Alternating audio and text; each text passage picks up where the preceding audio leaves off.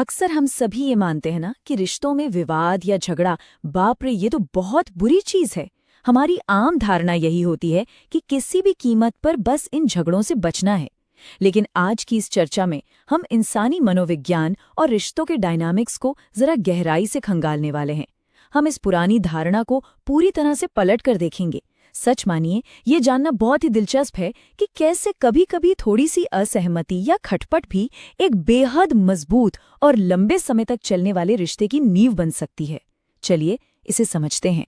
तो चलिए सीधे इस सवाल पर आते हैं, क्या बिना झगड़े वाले रिश्ते टूट जाते हैं? बचपन से लेकर आज तक हमारे समाज में एक बहुत बड़ा मिथक फैला हुआ है। वो मिथक ये है कि जो कपल्स कभी आपस में बहस नहीं करते, बस उनका रिश्ता ही सबसे परफेक्ट होता है। ऐसा लगता है जैसे बिना किसी खटपट के चलना ही सफलता की इकलौती निशानी है। लेकिन क्या ये सच में सच है, या फिर हम सभी बस एक भ्रम को ही सच मान बैठे हैं? सेक्शन 1, सद्भाव का मिथक। चलिए देखते हैं कि क्यों पूरी तरह से छाई हुई ये शांति हमेशा सच नहीं होती।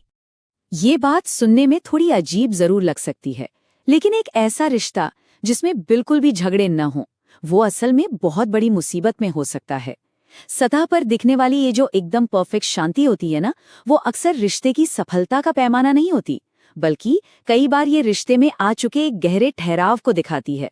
उदाहरण के लिए मान लीजिए कि घर के खर्चों या किसी अहम फैसले को लेकर दोनों के बीच कोई असहमति है। अब अगर उस पर बात ही ना हो तो वो समस्या अंदर ही अंदर घुटती रहती है। जब लोग एक दूसरे की परवाह करना छोड़ देते हैं ना, तो वो अपनी बात रखना और बहस करना भी छोड़ देते हैं।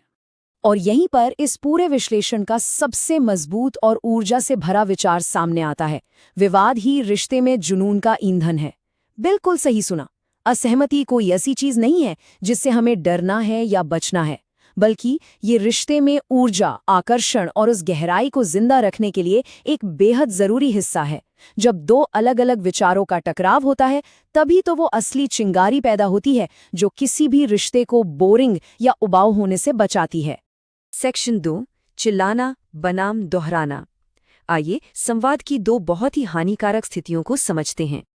अब एक तरफ तो है लगातार चीखना चिल्लाना। जाहिर है ये एक बहुत बड़ा रेड फ्लैग है और किसी भी रिश्ते के लिए जहर के समान है, इसमें तो कोई दो राय नहीं है। लेकिन जरा रुकिए, दूसरी तरफ है हर राय को दोहराना। मतलब एक ऐसा पार्टनर जो बिना कुछ सोचे समझे सिर्फ हर बात में हामी भरता हो। सच कहें तो ये भी उतना ही खतरनाक है, क्योंकि जहां सिर्फ हाँ में हाँ मिलाई जाए, वहां मानसिक और भावनात्मक विकास पूरी तरह से रुक जाता है। ये दोनों ही स्थितियां एक रिश्ते को अंदर से एकदम खोखला कर देती हैं। सेक्शन 3, विवाद और जुनून, जहां हम सही तरह की असहमति के असली फायदे देखते हैं। अब यहाँ सबसे दिलचस्प बात सामने आती है, और वो है जरूरी घर्षण यानी वाइटल फ्रिक्शन का कॉन्सेप्ट। ये वो स्वस्थ टकराव है जो कड़वाहट नहीं लाता, बल्कि रिश्ते में एक नई जिज्ञासा पैदा करता है और सही मायनों में समझौता करना सिखाता है।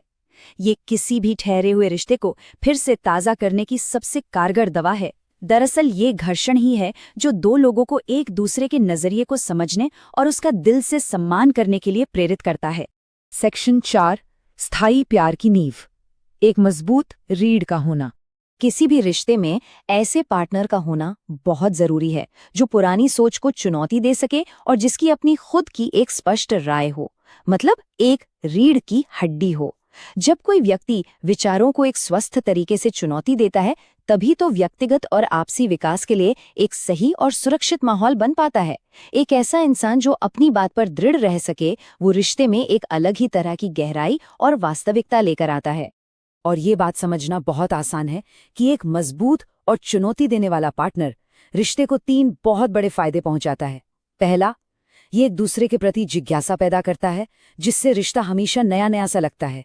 दूसरा, ये सिखाता है कि बीच का रास्ता कैसे निकाला जाए और सही तरीके से समझौता कैसे किया जाए। और तीसरा, ये दोनों व्यक्तियों के अलग अलग मानसिक और भावनात्मक विकास को भी तेजी से बढ़ावा देता है, जिससे दोनों ही लोग एक बेहतर इंसान बनते हैं। तो अंत में एक बहुत ही गहरा सवाल सामने आता है, जिस पर हम सभी को सोचना चाहिए। क्या बिना विवाद का रिश्ता वाकई में सच्ची शांति का अनुभव कर रहा है, या फिर वो बस एक भ्रम में जी रहा है, एक ऐसे इको चैम्बर में जहां सिर्फ अपनी ही आवाज गूंज रही है और कोई नया विचार आ ही नहीं रहा? ये एक ऐसा सवाल है जो शांति और सामंजस्य की हमारी पुरानी परिभाषाओं पर फिर से विचार करने के लिए हमें पूरी तरह से मजबूर कर देता है। ये सच में एक सोचने वाली बात है।